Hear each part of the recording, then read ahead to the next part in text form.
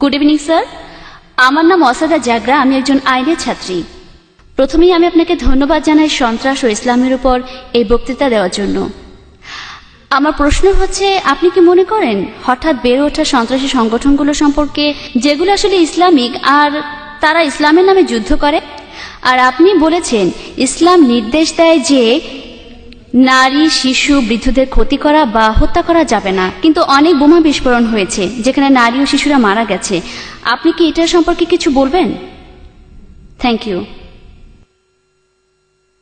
বোন, আপনি খুব প্রাসঙ্গিক প্রশ্ন করেছেন যে এটার কারণ কি সন্ত্রাসী সংগঠনের সংখ্যা বাড়ছে মুসলমানদের মধ্যে। অনেকগুলো বোমা বিস্ফোরণ, আর বিশেষ করে যখন ইসলাম বলে যে আপনি শিশুদের হত্যা করবেন না, এর কারণটা কি? আর এটা খুব সুন্দর একটা প্রশ্ন। ব্যক্তিগতভাবে বলছি, আবারও বলছি, ব্যক্তিগতভাবে আমি কোনো সাক্ষাৎকার নেইনি কোনো তথাকথিত 100% কট্টর সন্ত্রাসীর। তবে আমি কারণটা বলতে পারি, যুক্তি দিয়ে বলতে পারি কেন এই ঘটনাগুলো ঘটছে। প্রথমত, কিছু মানুষ হয়তো আসলেই নিরীহ মানুষের উপর অত্যাচার করছে। কিছু মুসলমান হতে পারে ভুল পথে চলছে, তারা হয়তো মানছে না কোরআনের নির্দেশ। যেমন প্রত্যেক গোষ্ঠীতেই কিছু কুলাঙ্গার থাকে, এদের মধ্যে একজন সন্ত্রাসী মানব ইতিহাসে। কে সেই লোক? সে হিটলার। সে হত্যা করেছিল 60 লক্ষ ইহুদিকে। তো আমি কি বলতে পারি খ্রিস্টান ধর্মের জন্য দায়ী? হিটলার খ্রিস্টান ছিল, তাই আমি বলতে পারি না যে যেহেতু হিটলার হত্যা করেছিল 60 লক্ষ ইহুদিকে, সেজন্য খ্রিস্টান ধর্ম দায়ী। সে একাই। যদি পৃথিবীর সমস্ত সন্ত্রাসী সংগঠনগুলো দেখেন, আমার সন্দেহ 60 লক্ষ হবে কিনা, কিন্তু হিটলার একাই মেরেছিল 60 লক্ষ। আবার দেখেন মুসলিনি তিনিও একজন খ্রিস্টান। তাই যেহেতু মুসলিনি হত্যা করেছে হাজার হাজার নিরীহ মানুষ, তার অর্থ এই না যে আমি খ্রিস্টান ধর্মকে এর জন্য দায়ী করব। তাই কুলাঙ্গার থাকতে পারে প্রত্যেক ধর্মেই, কুলাঙ্গার, ওরা নিজেদের মুসলমান বলতেই পারে, আর এটা ভুল হতে পারে। 2 নম্বর পয়েন্ট, এটা হতে পারে ওই লোকগুলো হয়রানির শিকার। যদি প্রশ্ন করেন আজকে কোনো ইন্ডিয়ান দেশের স্বাধীনতার জন্য যুদ্ধ করছে না, আপনি কি দেখেছেন কোনো ইন্ডিয়ান স্বাধীনতার জন্য যুদ্ধ করছে? না। কিন্তু 100 বছর আগে অনেকেই করেছেন। তা আপনি যদি প্রশ্ন করেন ভাই জাকের, কেন 100 বছর আগে অনেক ইন্ডিয়ান তাদের স্বাধীনতার জন্য যুদ্ধ করত? কারণ ব্রিটিশ সরকার ইন্ডিয়া শাসন করত। এই কারণেই মানুষ স্বাধীনতার জন্য যুদ্ধ করত। আজকে ব্রিটিশ সরকার চলে গেছে, তাই কেউ আর স্বাধীনতার জন্য যুদ্ধ করছে না। সেজন্য হতে পারে এই মুসলমানরা হয়রানির শিকার হয়েছে, তাদের উপর অন্যায় করা হয়েছে। আর এই ধরনের ঘটনা পৃথিবীর বিভিন্ন জায়গায় ঘটছে, যেমন প্যালেস্টাইন। যদি আপনি ইতিহাস দেখেন তাহলে আপনি সেখানে দেখবেন, যদি আপনি ইতিহাস ঘাটেন আপনি দেখতে পাবেন যে তারা আসলেই হয়রানির শিকার হয়েছে। আর যখন কেউ তাদের সাহায্য করতে আসেনি, তাদের যা ছিল তাই নিয়ে তারা মোকাবেলা করেছে। যেমন ধরেন সেই ঘটনা যা বাইবেলে লেখা আছে, ডেভিড আর গোলিয়াথ, একটা পাথরে আনাপ ছিল। তাই দোষকার? দোষটা আমাদেরই, আমরাই দায়ী, কারণ আমরা এই সমস্যার মূল কারণ খুঁজছি না। যদি কোনো সন্ত্রাসী সংগঠন থাকে, আমাদের সেখানে গিয়ে দেখতে হবে, খুঁজে বের করতে হবে কি কারণে তারা সন্ত্রাসের পথ বেছে নিয়েছে। শুধুমাত্র এভাবেই সমাধান করা যেতে পারে। তাদেরকে হত্যা করে সমস্যার সমাধান করা যাবে না। আপনি একজনকে হত্যা করবেন, 10 জন আসবে। আমাদেরকে কি করতে হবে? পেছনে ফিরতে হবে, দেখতে হবে কারণটা কি, কোন কারণে আপনারা এই পথ বেছে নিয়েছেন। আমাদের খুঁজে বের করতে হবে মূল কারণ। এখানে উদাহরণ হিসেবে বলা যায় প্যালেস্টাইন। যখন হিটলার হত্যা করেছিল 60 লক্ষ ইহুদিকে, ইহুদিদের তাড়িয়ে দেওয়া হয়েছিল জার্মানি থেকে। আর তখন প্যালেস্টাইনরা বলেছিল আহলান ওয়া সাহলান, তোমরা আমার জ্ঞাতি ভাই, চলে এসো, আমাদের সাথে থাকো। ব্যাপারটা এরকম যে এক অচেনা লোককে বললাম কোনো অসুবিধা নেই, আমার ঘরে থাকো। কয়েক বছর পর সে আমাকে ঘর থেকে তাড়িয়ে দিল। আর আমি যখন চিল্লাপাল্লা শুরু করলাম ঘরের বাইরে গিয়ে যে এই লোকগুলো আমার ঘর দখল করে নিয়েছে, তখন আপনি আমাকে সন্ত্রাসী বললেন। আমি কি সন্ত্রাসী? আমি আশ্রয় দিয়েছিলাম এক অচেনা লোককে, শুধুমাত্র মানবতার কারণে আশ্রয় দিয়েছিলাম আমার ঘরে। কয়েক মাস পরে সে আমাকে তাড়িয়ে দিল, আমি বললাম ঘর ফেরত চাই, আপনি আমাকে বললেন সন্ত্রাসী। কাকে দোষ দেব? দোষ আমাদেরই, আমরাই দোষী। আমাদেরই খুঁজে বের করতে হবে এই সমস্যার কারণটা কি। সর্বশক্তিমান আল্লাহ আমাদেরকে বুদ্ধি দিয়েছেন, এমনকি এই শক্তিও দিয়েছেন সবাইকে একত্রিত করার। যদি আপনি মূল কারণটা দেখেন, আপনি জানবেন যে কেন একজন মানুষ মরতে চায়। কে মরতে চায়? কে মরতে চায়? যে মানুষটা বলে যে আমি নিজে তো মরবই, তাহলে কেন আর কয়েকজন সঙ্গে নিয়ে মরবো না? তাহলে আপনি যদি কোনো মনোবিজ্ঞানীকে প্রশ্ন করেন, তিনি বলবেন যে মূল কারণে যেতে হলে এই লোকগুলোকে জিজ্ঞেস করতে হবে কেন তারা এসব করছে। আর অনেক সময় আপনি দেখবেন যে এর পেছনে কোনো না কোনো কারণ আছে। আর কারণটা হতে পারে তারা হয়রানির শিকার হয়েছে। আর কিছু মানুষ হতে পারে আসলে সন্ত্রাসী। কেউ মানুষকে ভয় দেখায় টাকার জন্য, কেউ খ্যাতির জন্য, কেউ রাজনীতির জন্য। তাই আমি একমত বোন, তবে বেশিরভাগই আমি মনে করি তাদের হয়রানি করা হয়েছিল। হতে পারে তারা মুসলমান, হতে পারে হিন্দু, হতে পারে খ্রিস্টান, একটা তীব্র প্রতিক্রিয়া দেখা দেবে যখন মানুষ আর সহ্য করতে পারে না। তার উপর যে অত্যাচার হচ্ছে তখন সে প্রতিবাদী হয়ে ওঠে। আর মনোবিজ্ঞানীও বলেন, আমি একজন ডাক্তার, আমি বলতে পারি যে তারা শোধ নেওয়ার চেষ্টা করবে, এটা মানুষের স্বভাব। তাহলে একজন মানুষ যে একটা আঙ্গুলও উঁচু করতে চায় না, কেন সে একটা বন্দুক হাতে তুলে নেবে? কেন? তাহলে আমাদের কি করতে হবে? আমাদের মূল কারণ খুঁজে বের করতে হবে আর চেষ্টা করে সমস্যার সমাধান করতে হবে। এটাই একমাত্র উপায় সবার ভালোর জন্য, যে এই সন্ত্রাস নিরীহ মানুষের উপর বন্ধ করতে হবে আর সব মানুষ যেন একসাথে থাকতে পারে এক জাতি হিসেবে। আমার নাম রবি কুমার, আমি একজন সফটওয়্যার ইঞ্জিনিয়ার। প্রথমে আমি অনুরোধ করছি আমার ইন্ডিয়ান ভাইদের যে সবসময় 11ই সেপ্টেম্বরকে যুক্ত করবেন না সন্ত্রাসের সাথে, কারণ অনেক ঘটনাই ঘটছে ইন্ডিয়াতে। প্রায় 20,000-এরও বেশি লোক মারা গেছে কাশ্মীরে, 2,000 মুসলমান ভাই মারা গিয়েছে গুজরাটে। তাই এখানে অনেক ঘটনাই ঘটে যাকে যুক্ত করা যায় সন্ত্রাসের সাথে শুধু ইন্ডিয়াতে। যেমন আমরা যোগ করতে পারি 13ই সেপ্টেম্বরকে সন্ত্রাসের সঙ্গে, আর যেদিন আকসাদামের মন্দিরে কিছু লোক ঢুকেছিল তাকে যুক্ত করা যায় সন্ত্রাসের সাথে। আমি ধন্যবাদ জানাই মিস্টার জাকির নায়েককে জেহাদ সম্পর্কে ভুল ধারণাগুলি পরিষ্কার করার জন্য। আমার প্রশ্নটা হলো যে আপনি বলেছিলেন শুধুমাত্র একজন লোকের কারণে একটা দেশকে আক্রমণ করা যায় না। এখন আমি আপনাকে একটা কাল্পনিক ঘটনা বলি। ধরেন আমি গেলাম কোন একটা আরব দেশে, আমি খুব বড় ক্ষয়ক্ষতি করলাম, আমি সেখানে লক্ষ কোটি মানুষ মারলাম, তারপর আমি ইন্ডিয়াতে চলে এলাম। তারপর সেই দেশটা প্রমাণ দিল আমাকে, প্রমাণ দেখালো ইন্ডিয়ার সরকারকে, এই বলে যে লোকটা আমাদের দেশে এই ক্ষয়ক্ষতি করেছে। আর ইন্ডিয়ার সরকার বারবার বলছে যে প্রমাণটা যেটা তোমরা দেখিয়েছ সেটা যুক্তিপূর্ণ না। আর সেই প্রমাণটা দেখেছে অন্য দেশগুলো, তারা সবাই একমত। এখন ধরেন সেই দেশটা বারবার বলার পরও আমাকে ফেরত দেয়া হচ্ছে না, তখন কি কি পদক্ষেপ নিতে পারে এই দেশটা? একটু প্লিজ, আমি এখনো শেষ করিনি।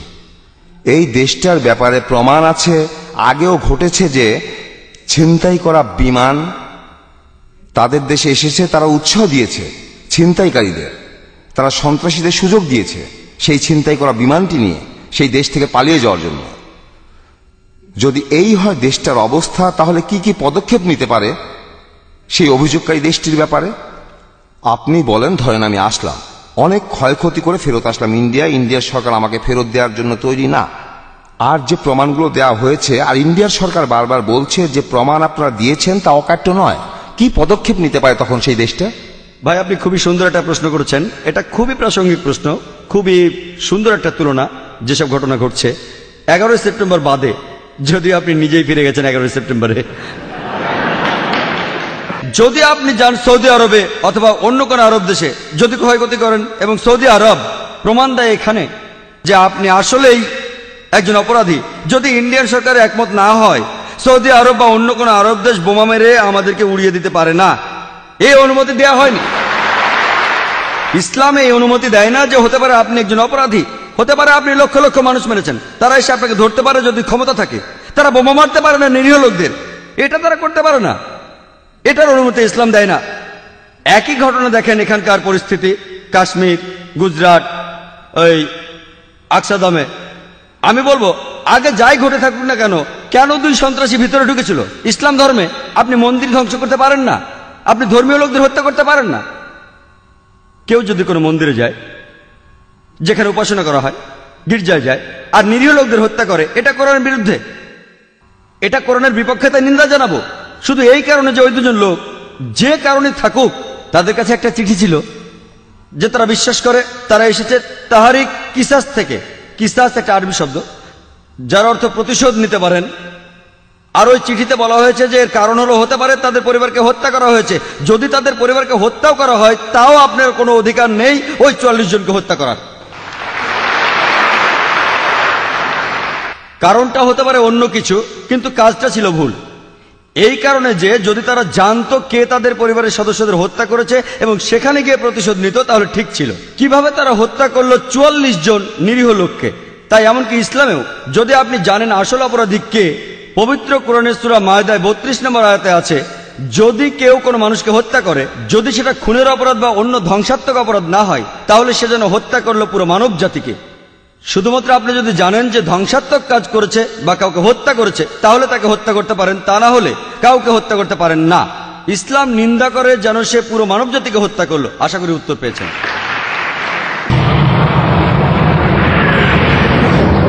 আসসালামু আলাইকুম ব্রাদার।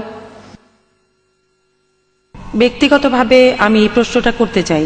বর্তমানে সামাজিক, রাজনৈতিক আর ধর্মতাত্ত্বিক প্রেক্ষাপটের সামনে আজকের পৃথিবীতে যা দেখছি, আমি খুব দ্বিধাদ্বন্দ্বে আছি যে কোন পক্ষে যাব। আমি এটাও বুঝছি না যে কোনটা ঠিক আর কোনটা ভুল। যাবতীয় কুসংস্কারকে বাদ দিয়ে এটা আজকে প্রমাণিত যে বিশ্বাসীদের কাজকর্ম দিয়েই কোনো ধর্মকে বিচার করা যায়। এই যুক্তিটা ধরে নিয়ে কিভাবে আমি মনস্থির করব, কিভাবে আমি আমার বিশ্বাসকে ঠিক রাখব। বেশ কিছু ব্যাপারে মতামতের অমিল হচ্ছে আমার সাথে আমার সঙ্গী সাথীদের। ব্যক্তিগতভাবে আপনি কি সমর্থন করবেন সাদ্দাম হোসেনকে, পারস্যের মুজাহিদ যোদ্ধাদের, প্যালেস্টাইনে আত্মঘাতী যোদ্ধার মৃত্যুকে?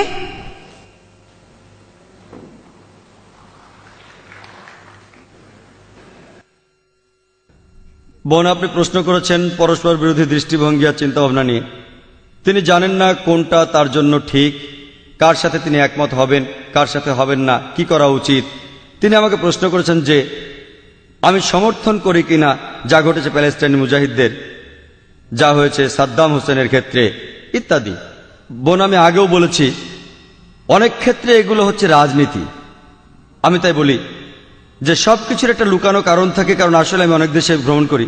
আবারও বলি, ঠিক না বলে আল্লাহ মালুম, আমি বলতে পারি না যে ব্যাপারটা এই, কিন্তু আসলে এটার কারণ হাতে গোনা কিছু লোক আর রাজনীতিবিদরা, আবারও রাজনীতিবিদরা।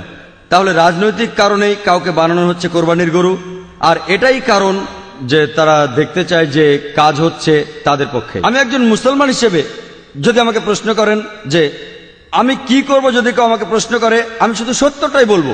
যদি কেউ তাদের ক্ষতি করে থাকে, যদি কেউ তাদের হত্যা করে থাকে, অত্যাচার করে, এক্ষেত্রে যদি তারা মোকাবেলা করে তাহলে ঠিক আছে, তা না হলে তারা পারে না। আপনি আমাকে জিজ্ঞেস করেছেন কি ঘটছে কোনো একটা বিশেষ ক্ষেত্রে, ওসামা বিন লাদেন বা সাদ্দাম হোসেন। আমি বলবো আমি পুরো ঘটনা জানি না, আমি ফতোয়া দিতে পারি না, আমি পারি না অভিযুক্ত করতে, কারণ আমি তাদের সাক্ষাৎকার নেইনি। মতামত দিতে হলে আগে সাক্ষাৎকার নিতে হবে। তাই আমি বলি আল্লাহ মালুম, আল্লাহ ভালো জানেন। আল্লাহ আমাকে কিয়ামতের দিন জিজ্ঞেস করবেন না যে ওসামা বিন লাদেন সন্ত্রাসী ছিল কিনা।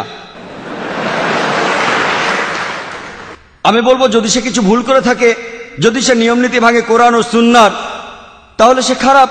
যদি সে নিয়ম না ভাঙে সে ভালো। এটার উপর ভিত্তি করে আমি পরীক্ষায় পাশ করব না। আমাকে কি পড়তে হবে? আমাকে পড়তে হবে কোরআন, আমাকে পড়তে হবে ধর্মগ্রন্থ। এই প্রশ্নের উত্তর দেবেন বিশেষজ্ঞরা যারা বিভিন্ন জায়গায় যান, আফগানিস্তানে গিয়ে সাক্ষাৎকার নেন ইত্যাদি। আর আমরা যেগুলো খবরের কাগজেও দেখে থাকি। আপনাকে বা আমাকে একজন মুসলমান হিসেবে সর্বশক্তিমান আল্লাহ তাআলা কিয়ামতের দিন জিজ্ঞেস করবেন না সাদ্দাম হোসেন যে একজন সন্ত্রাসী, সে ব্যাপারে কি তুমি একমত? আমরা বলতে পারি আল্লাহ মালুম, আমরা জানি না। আমরা তাদের সমর্থনও করি না, তাদের নিন্দাও করি না। যদি অকাট্য প্রমাণ থাকে একজন লোকের বিরুদ্ধে, কোন মুসলমানের বিরুদ্ধে যে কোনো কাজ করেছে যেটা প্রমাণিতভাবে কোরআনের বিপক্ষে, আমরা তাকে নিন্দা জানাবো। কিন্তু যদি প্রমাণ না থাকে, যেটা হলো আংশিক প্রমাণ, আমাদের থাকতে হবে নিরপেক্ষ। এটাই কোরআন বলে। আর আপনার বিশ্বাস দুর্বল হবে না বোন, আপনার বিশ্বাসের ভিত্তি হবে সেই সত্যি যা বলা আছে ধর্মগ্রন্থে। সবচেয়ে ভালো উপায় যেভাবে বিশ্বাস আনা যায় তা হলো কোরআন পড়া। আপনি কোনো খুঁত পাবেন না কোরআনে, আপনি পরস্পর বিরোধী কিছু পাবেন না কোরআনে। যদি আপনি আরবি ভাষা বুঝতে না পারেন তাহলে আপনাকে পড়তে হবে অনুবাদ। এই যে এই বইটি লিখেছেন আব্দুল্লাহ ইউসুফ আলী, আর এই অনুবাদটা বাইরের দোকানেও পাওয়া যায়। তাই বোন, আপনি যদি পড়েন কিভাবে জীবন ধারণ করতে হয় কোরআনের নির্দেশ অনুযায়ী, ইনশাআল্লাহ বিশ্বাস হবে মজবুত। আর বিশ্বাস করেন, আপনি মোটেও লজ্জা পাবেন না মূল নীতিগুলো মেনে চলতে ইসলামে। আপনার যদি যুক্তিবুদ্ধি থাকে তাহলে আপনি বুঝবেন কেন এই নীতিগুলো প্রণয়ন করা হয়েছে। আপনি বিশ্বাস করেন বোন, আমি ঘুরে বেড়াই পৃথিবীর বিভিন্ন দেশে, আমি কথা বলি, আমার মাথায় টুপি আছে, আমার দাড়ি আছে, আমি অনেক পশ্চিমা দেশে গিয়েছি, কখনো কোনো সমস্যায় পড়িনি। মাঝে মধ্যে কোনো মানুষ হয়তো প্রশ্ন করেছে, কিন্তু কোনো সমস্যা হয়নি। মানে কেন আমি ভয় পাবো সত্যি কথা বলতে? তাহলে যদি আপনার জ্ঞান থাকে ধর্মগ্রন্থ সম্পর্কে আর আপনার যুক্তিবুদ্ধি থাকে, আপনি গর্ববোধ করবেন। এমনকি আপনিও নিজেকে বলবেন আমার মতো, হ্যাঁ আপনিও নিজেকে বলবেন মৌলবাদী। আসসালামু আলাইকুম, আমি মোহাম্মদ ফজলুর রহমান আব্দুল্লাহ।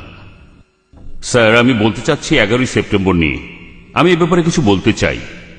আমার প্রশ্নটা হলো, যে আমি চাকরি করি এই ছেলে।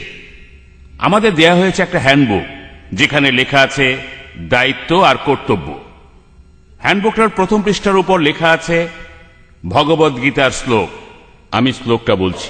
यदा यदा हि धर्मस्य ग्लानिर्भवति भारत अभ्युत्थानम् अधर्मस्य तदात्मानं सृजाम्यहम् परित्राणाय साधूनां विनाशाय च दुष्कृता धर्म संस्थापनार्थाय संभवामि युगे युगे।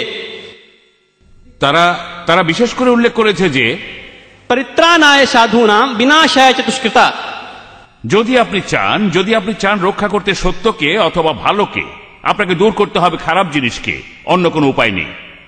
ঠিক আছে, তারপর আমি বলছি ওই শেষের দিকের শ্লোকটা হলো যে धर्म संस्थापनार्थाय संभवामि युगे युगे।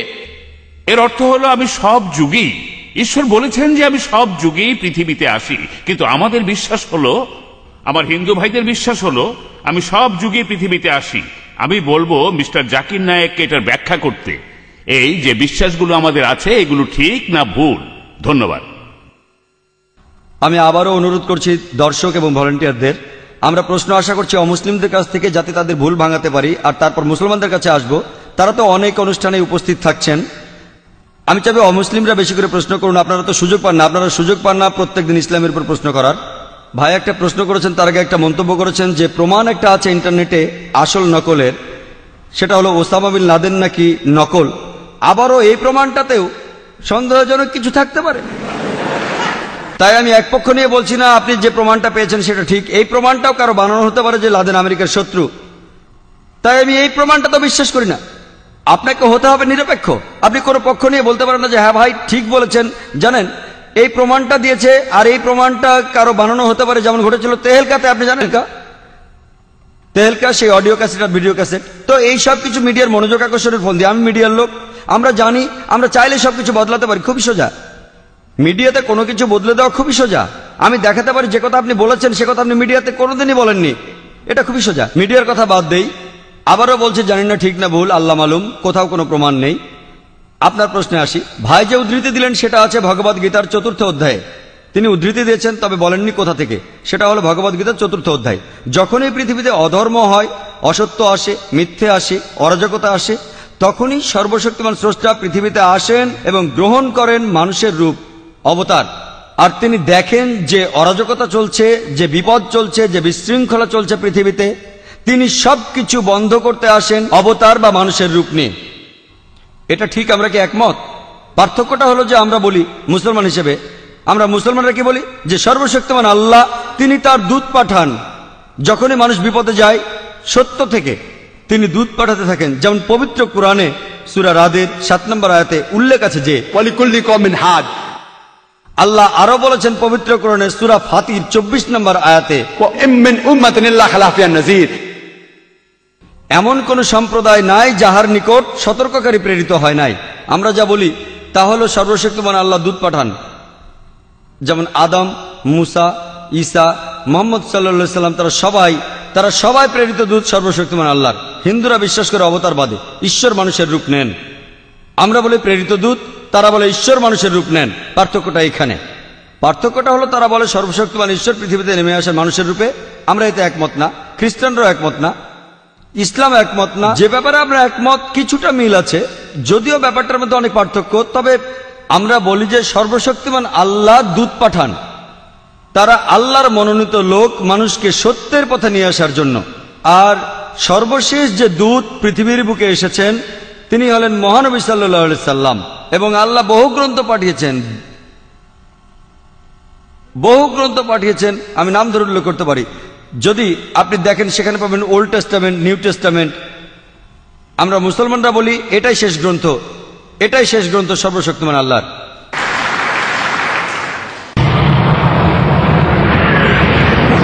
গুড ইভিনিং স্যার, আমার নাম রাজকুমার, আমি মেডিকেল ফাইনাল ইয়ারের ছাত্র, স্ট্যানলি মেডিকেল কলেজে। আমার প্রশ্নটা হলো, ইন্ডিয়ান মুসলমানরা কেন সবসময় ইন্ডিয়ান সিভিল কোর্টের বিরোধিতা করে? কেন ইন্ডিয়ার মুসলমানরা কমন সিভিল প্রসিডিওর কোর্টের বিরোধিতা করে? ধন্যবাদ। ভাই আপনি খুব সুন্দর একটা প্রশ্ন করেছেন যে কেন মুসলমানেরা বিরোধিতা করে কমন সিভিল কোর্টের। ভাই আমি কমন সিভিল কোর্টের পক্ষে, কিন্তু সেই কমন সিভিল কোর্টকে হতে হবে সবচেয়ে স্বচ্ছ, যেখানে ন্যায় বিচার পাওয়া যায়। আমি এর পক্ষে। এমনকি যদি ইন্ডিয়ার সমস্ত মুসলমানেরা এর বিরোধিতা করে, আমি ডাক্তার জাকির নায়েকের পক্ষে, এবং আমি তর্ক করতে রাজি, আমি কথা বলতে রাজি আছি, যুক্তির সাথে আলোচনা করতে, কোন নিয়মটা সবচেয়ে সেরা, কোন আইনটা সবচেয়ে সেরা, আর আপনারাই বের করেন যে আইনটা সবচেয়ে বাস্তবসম্মত, সেটা প্রয়োগ করুন।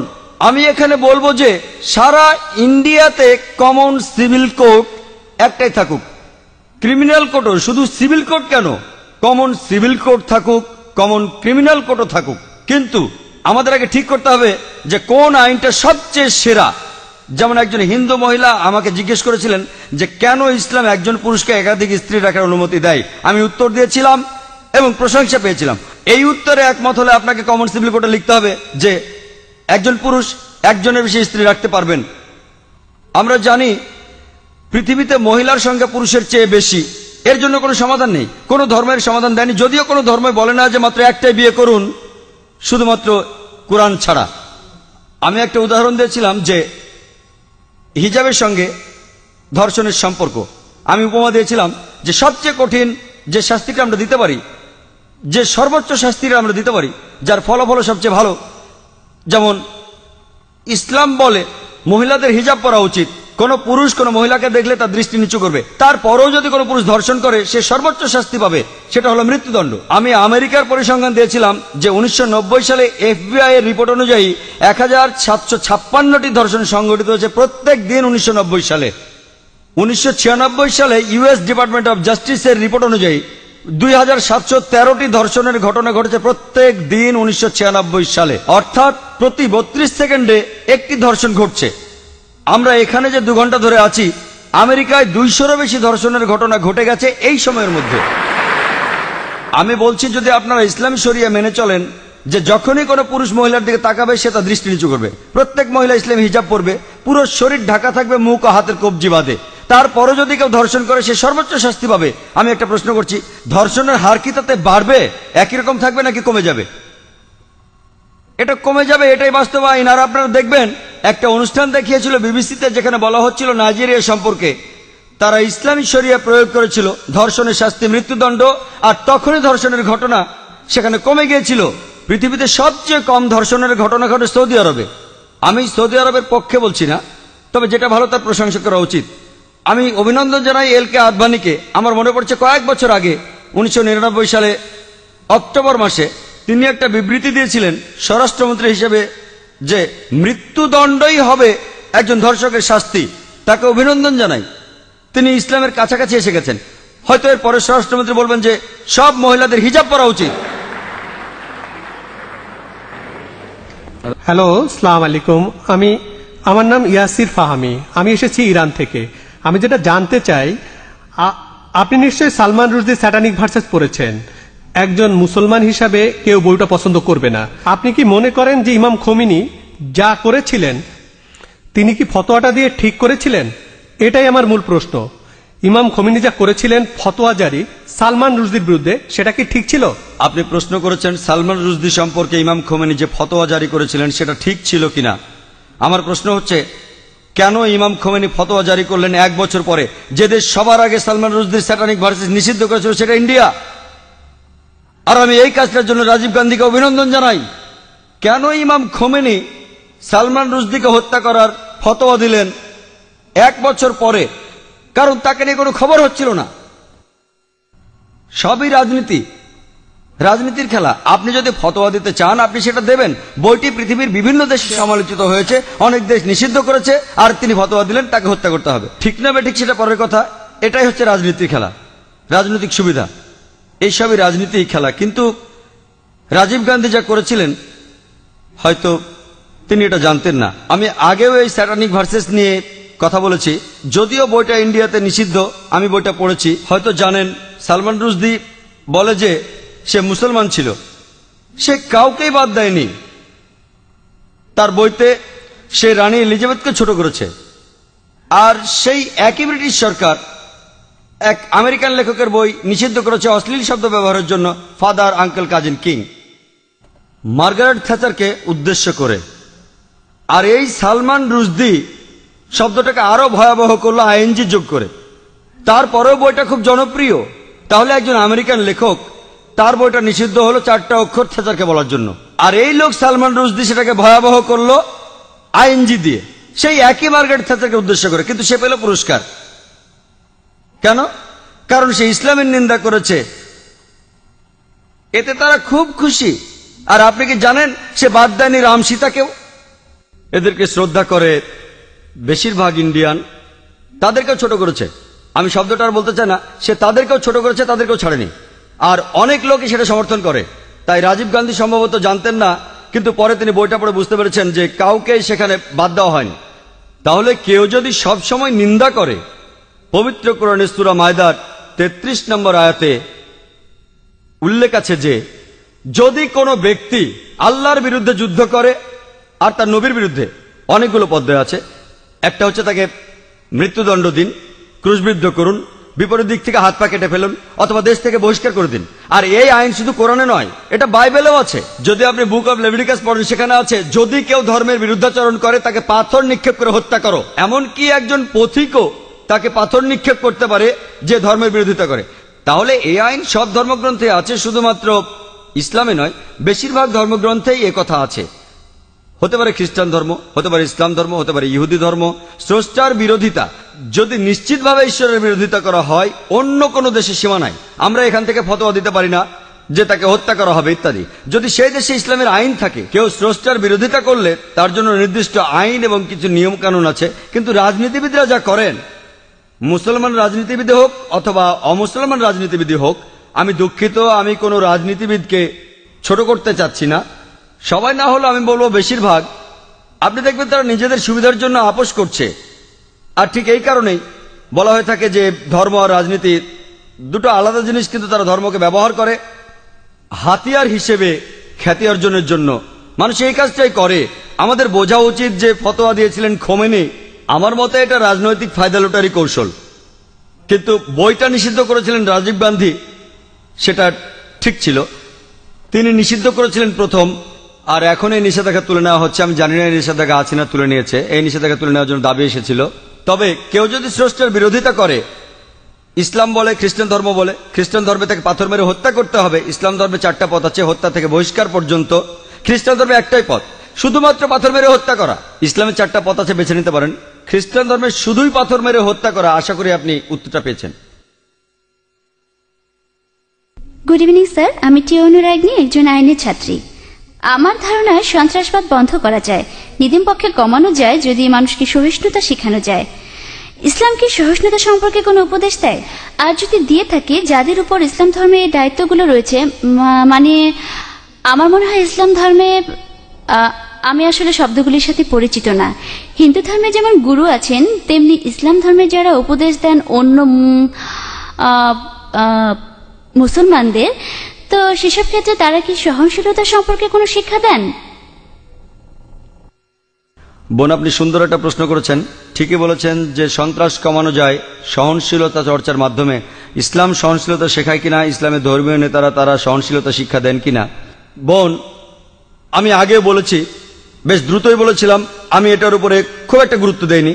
অনেকগুলো শর্তের একটা, যে কোনো মানুষের জন্য জান্নাতে যেতে হলে, বেহেশতে যেতে হলে, স্বর্গে যেতে হলে, সেটা হলো সহনশীলতা। পবিত্র কোরআনে সূরা আল আসরের 1 থেকে 3 নম্বর আয়াতে বলা হয়েছে যে ওয়াল আসর ইন্নাল ইনসানা ফি খুসর ইল্লাল্লাযিনা আমানু ওয়া আমিলুস সলিহাতি ওয়া তাওয়াসাউ বিল হাক্কি ওয়া তাওয়াসাউ বিস সাবর। মহাকালের শপথ, মানুষ অবশ্যই ক্ষতিগ্রস্ত, কিন্তু উহারা নহে যাহারা ঈমান আনে ও সৎকর্ম করে এবং পরস্পরকে সত্যের উপদেশ দেয়, এটা বলে দাওয়া। আর সহনশীলতা ও ধৈর্যের উপদেশ দেয়। সহনশীলতা হলো জান্নাতে যাওয়ার অন্যতম একটি শর্ত। যদি আপনি সহনশীল না হন, সূরা আসর অনুযায়ী আপনি বেহেশতে যেতে পারবেন না।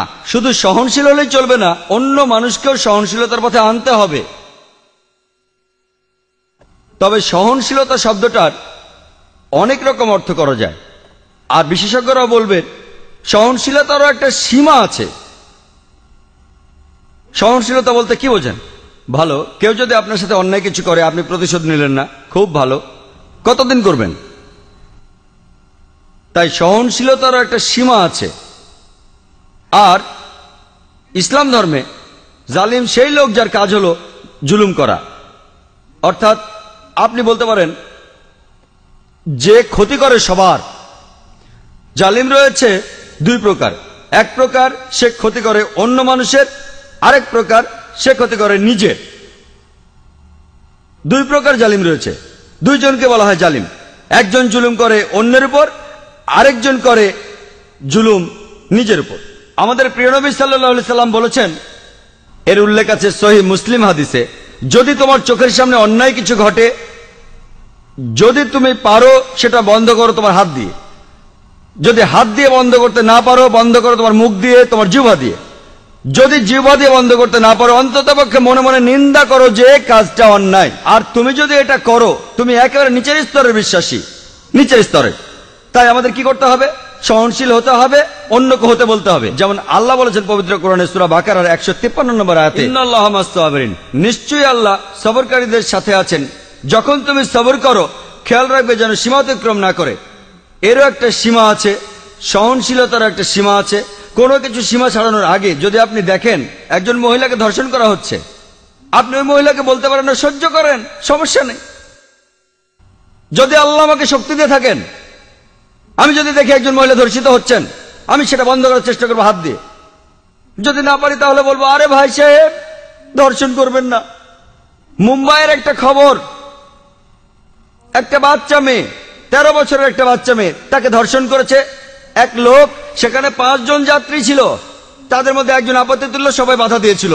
আরে 5 জন লোক একটা মাতালকে আটকে দিতে পারতো, 5 মাতাল, কিন্তু তারা কিছুই করেনি। মানবতার হয়েছেটা কি? মানুষ আজ কোথায় গিয়ে দাঁড়িয়েছে? 5 জন জোয়ান লোক সামলাতে পারে না একজন মাতালকে, যে মেয়েটাকে ধর্ষণ করছে। এটা কি সহনশীলতা? আমি বলবো কাপুরুষতা। সেজন্য আমি বলছি, যদি এই 5 জন লোক সন্ত্রাসী হতো, সন্ত্রাসী মানে যারা অসামাজিকদের মনে ভয় জাগায়, ওই মাতালটা এই কাজ করার সাহস পেত না। তাহলে বোন, আমরা উৎসাহ যোগাবো, চেষ্টা করব যাতে মানুষ আরো সহনশীল হয়, একই সাথে তারা যেন কাপুরুষ না হয়।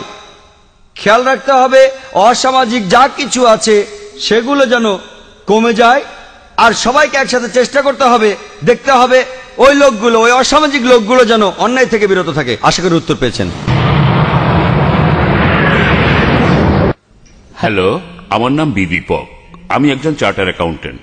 আমি আপনাকে একটা প্রশ্ন করতে চাই, সেটা হলো, স্যার, তালিবান সরকার একটা ফতোয়া জারি করেছিল বামিয়ানে বুদ্ধ মূর্তি ধ্বংস করার জন্য।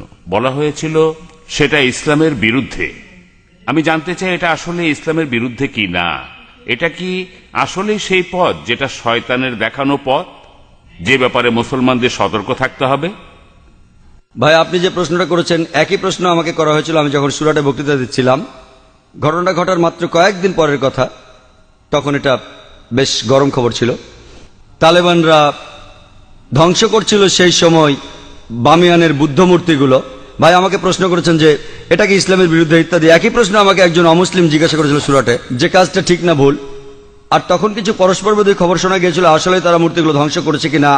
আর তাই তখন আমি বলেছিলাম যে আমি জানি না ওগুলো ধ্বংস করা হয়েছে কিনা, কিন্তু আজকে আমরা জানি যে এটা সত্য ঘটনা, ধ্বংস করা হয়েছে। কাজটাও ঠিক না ভুল। আমি যা বলতে পারি যে আমি বিভিন্ন ধর্মের একজন ছাত্র হিসেবে বলছি, ঠিক না ভুল সেটা পরে বলছি। আমি যেটা বলতে পারি যে অবশ্যই তালিবানরা যদি তারা বুদ্ধ মূর্তিগুলো ধ্বংস করে থাকে, তারা যেটা করেছে তারা আসলে বৌদ্ধদের উপকারী করেছে। আমি বিভিন্ন ধর্মের একজন ছাত্র, আমি বৌদ্ধ ধর্মগ্রন্থ পড়েছি, আমি পড়েছি ধাম্মাপাঠ, আমি ধর্মগ্রন্থগুলো পড়েছি। এই ধর্মগ্রন্থগুলোর মধ্যে কোথাও লেখা নেই যেখানে বুদ্ধ বলেছেন যে আমার মূর্তি পূজা করো। বুদ্ধ কখনোই বলেননি যে বৌদ্ধরা মূর্তি পূজা করবে। মূর্তি পূজা পরে চালু হয়েছে। আমি যেটা বলতে পারি বিভিন্ন ধর্মের একজন ছাত্র হিসেবে, ঠিক না ভুল সে ব্যাপারে পরে আসছি। তারা যেটা করেছিল আসলেই তারা বৌদ্ধদের উপকার করেছিল। আর বৌদ্ধ ধর্মগ্রন্থের মধ্যে কোথাও লেখা নেই তার মূর্তি বানাতে হবে। এবার প্রশ্নটাতে আসি। এই প্রশ্নটা আমাকে এক সাংবাদিক করেছিল ব্যাঙ্গালোরে, যে শুধু এই কারণে ইসলাম মনে করে মূর্তি পূজা করা একেবারে নিষিদ্ধ। অন্য ধর্মে আছে, খ্রিস্টান ধর্ম বলে। যদি আপনি পড়েন ওল্ড টেস্টামেন্ট, এটা বলা হয়েছে বুক অব ডিউটেরোনমিতে 5 নম্বর অধ্যায়ে 7 থেকে 9 অনুচ্ছেদে। এছাড়াও বুক অব এক্সোডাসে 20 নম্বর অধ্যায়ে 3 থেকে 5 নম্বর অনুচ্ছেদে বলা হয়েছে আমাকে ছাড়া অন্য কারো উপাসনা করো না। আমার উপাসনা করতে কোনো প্রতিমা তৈরি করো না, আমার কোনো রূপক তৈরি করো না উপরের স্বর্গ নিচের পৃথিবী অথবা পৃথিবীর নিচের সমুদ্র থেকে। তাদের সামনে নতজানু হয়েও না, তাদের সেবা করো না, কারণ আমি ঈশ্বর সৃষ্টিকর্তা খুব ঈর্ষাপরায়ণ। তাই খ্রিস্টান ধর্ম অনুসারে, ইহুদি ধর্ম মতে মূর্তি তৈরি করে তাকে ঈশ্বর বলা একেবারে নিষিদ্ধ, একইভাবে নিষিদ্ধ ইসলামেও। তো আমি যখন উত্তর বললাম তারা বৌদ্ধদের উপকার করলো, তখন প্রশ্ন করেছিল যে মূর্তি ভেঙে এই তালেবানরা তারা কি দুঃখ কষ্ট দেয়নি লক্ষ লক্ষ বৌদ্ধদের? আমি বলেছিলাম হ্যাঁ। তাহলে ইসলাম কি অনুমতি দেয় লক্ষ লক্ষ বৌদ্ধদের দুঃখ কষ্ট দেওয়ার? আমি সেই সাংবাদিককে প্রশ্ন করেছিলাম কি করা যাবে যদি ইন্ডিয়ান সরকার ধরে ফেলে বেশ কিছু ড্রাগস, কোকেন, ব্রাউন সুগার, যার দাম 10 কোটি টাকা, প্রায় $1.5 মিলিয়ন দামের ড্রাগস ধরলো, তারা কি করবে ইন্ডিয়ান সরকার? সেই সাংবাদিক বললেন যে ইন্ডিয়ান সরকার সেটা পুড়িয়ে ফেলবে। আমি বললাম ভালো। তারপর বললাম আপনি কি জানেন এই পৃথিবীতে লক্ষ লক্ষ মানুষের কাছে ড্রাগস ঈশ্বর? তাহলে আপনি কি ইন্ডিয়ান সরকারের সাথে একমত হবেন না, তাদের বিপক্ষে যাবেন যে তারা ধ্বংস করেছে লক্ষ লক্ষ মাদক সেবীদের ঈশ্বরকে? কারণ ইন্ডিয়ান সরকার মনে করে যে ড্রাগস ক্ষতি করে শরীরের জন্য, তারা যা করছে ঠিক করছে, যদিও সেটা কষ্ট দিচ্ছে লক্ষ লক্ষ ড্রাগ অ্যাডিক্টেডদের, কিন্তু এটা ঠিক না জেনেই তারা পুড়িয়ে ফেলছে। আপনি সেখানে গিয়ে ইন্ডিয়ান সরকারকে বলতে পারেন না যে কেন ড্রাগস পড়াচ্ছেন, অ্যাডিক্টেডদের খারাপ লাগবে। তাই একইভাবে আফগানিস্তান, সেখানকার সরকার, এটা তাদের সম্পত্তি, ওই মূর্তিগুলো তাদের সম্পত্তি। যদি তারা এই কাজ করতো অন্য কোনো দেশে তাহলে আপত্তি জানাতে পারতেন। তারা তাদের দেশে এটা করেছে, এটা তাদের সম্পত্তি, তাদের পছন্দ হলে তারা রাখবে, ইচ্ছে হলে ধ্বংস করে ফেলবে। আমরা আপত্তি জানানোর কে? আমরা কে?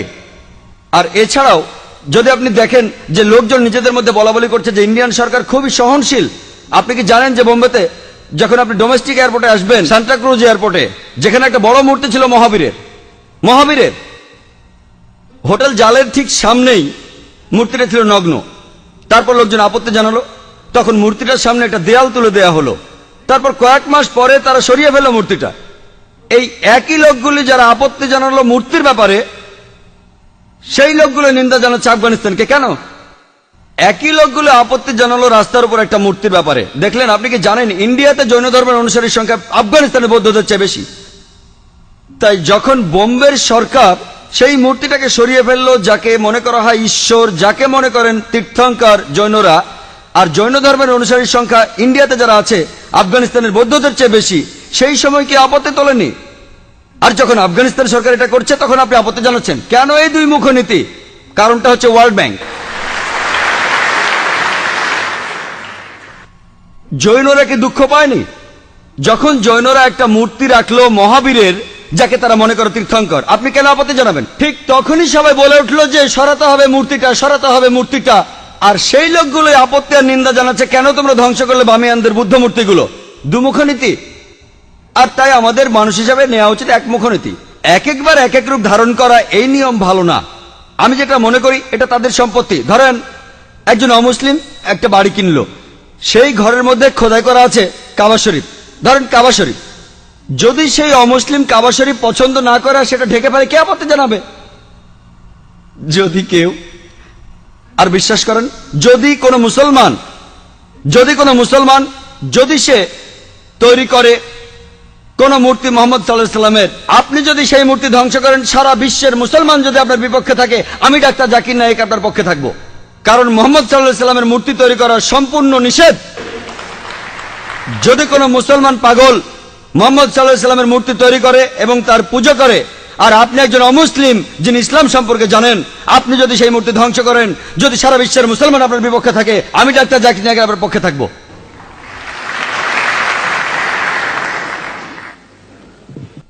মিস্টার জাকির নায়েক, ইসলাম ধর্ম কি বলে অন্য ধর্ম বা ধর্মীয় দেবতাদের অপমান বা ছোট করার ব্যাপারে? আমি এই প্রশ্নটা যে কারণে করেছি যে যখন একজন ইন্ডিয়ান চিত্রশিল্পী, যিনি একজন মুসলমান, তিনি এঁকেছেন হিন্দু দেবী সরস্বতীকে নগ্ন অবস্থায়, যেখানে সবাই প্রশংসা করেছিল যে এটা মত প্রকাশের স্বাধীনতা। আর প্রত্যেক ইন্ডিয়ান এবং সমর্থকই, যখন সালমান রুশদি একটা বই লিখেছিল ইসলাম সম্পর্কে, যখন বইটা রাজীব গান্ধী নিষিদ্ধ করলেন, প্রায় প্রত্যেক ইন্ডিয়ানই সেটা সমর্থন করেছিল। কিন্তু যখন হুসেন আঁকলেন একজন হিন্দু দেবীকে নগ্নভাবে, ইন্ডিয়ার রাজনৈতিক দলগুলো, বিশেষ করে কমিউনিস্ট দলগুলো, তারা বলেছিল যে এটা মত প্রকাশের স্বাধীনতা, তিনি যা খুশি আঁকতে পারেন। এখন ইসলাম এই সম্পর্কে কি বলে? অন্য ধর্মের দেবতাদের অপমান করা সম্পর্কে? ভাই, আপনি যে মুসলমান শিল্পীর কথা বলেছেন তিনি FM হোসেন, নাম বলেননি, হয়তো জানেন না বা জেনেও বলতে চাননি। FM হোসেন বোম্বেতে থাকেন, আমিও শহর থেকে এসেছি। তিনি কিছু ছবি এঁকেছেন সরস্বতী দেবীর নগ্নভাবে, আর অনেক সাংবাদিকই তাকে সমর্থন করেছেন যে এটা মত প্রকাশের স্বাধীনতা। আপনি আমার মতামত জানতে চান? প্রথম কথা, কোনো মহিলা দেবী হোক বা না হোক, তার নগ্ন ছবি আঁকা ইসলামে সম্পূর্ণ হারাম, হোক সে মুসলিম বা অমুসলিম। এটা একেবারে অনৈতিক, অমানবিক। কেন আপনি আপনার মেয়েকে বিক্রি করবেন? কেন আপনি পিছিয়ে যাবেন? দেখেন পশ্চিমা কালচারে কি হচ্ছে। তারা বিক্রি করছে আমাদের বোনদের, বিক্রি করছে মায়েদের। একটা বিখ্যাত অ্যাডের নাম শুনেছিলাম, বিএমডাব্লিউ গাড়ির নাম শুনেছেন? এটা অনেকটা মার্সিডিজের মতো, ধনী লোকদের জন্য মার্সিডিজ খুব দামি একটা গাড়ি। সেই বিজ্ঞাপনে আমি দুঃখের সাথে বলছি, আমি শুনেছিলাম যে এক মহিলা বিকিনি পরে দাঁড়িয়ে আছে, গাড়ির সামনে উপরে লেখা আছে তাকে পরীক্ষামূলকভাবে চালানো শুরু করো এখনই। কাকে? গাড়ি না মেয়েটাকে? গাড়ির সামনে ওই মেয়েটার কি প্রয়োজন ছিল? তাহলে এই সবকিছুই মত প্রকাশের স্বাধীনতার নামে মেয়েদের অপমান করা। FM হোসেন যা করেছেন সেটা সম্পূর্ণ ভুল। মূল প্রশ্নতে আসি, আপনি কি সমালোচনা করতে পারেন অন্যান্য ধর্মের দেবতাদের? পবিত্র কোরআনে সূরা আনামের 108 নম্বর আয়াতে উল্লেখ আছে যে তাদের নিন্দা করো না, তাদের ছোট করো না যারা অন্য কারো উপাসনা করে আল্লাহকে বাদ দিয়ে, বরং তারাই না জেনে নিন্দা করে আল্লাহ সুবহানাহু ওয়া তাআলার। কোরআন বলছে নিন্দা করো না ওই দেবতাদের যারা তাদের উপাসনা করে আল্লাহকে ছাড়া, বরং তারাই না জেনে নিন্দা করে আল্লাহ সুবহানাহু ওয়া তাআলার। তাই ইসলাম ধর্মে এটা নিষিদ্ধ। আরো নিন্দা করা কোন ধর্মের দেবতাকে যদিও আপনি তাকে মানেন না, এটা নিষিদ্ধ। একই কথা কোরআনের সূরা আনামের 108 নম্বর আয়াতে বলা হয়েছে। আর FM হোসেন যা করেছেন, একটা নগ্ন ছবি এঁকেছেন, এটা ইসলামে সম্পূর্ণ নিষিদ্ধ। আশা করি উত্তরটা পেয়েছেন।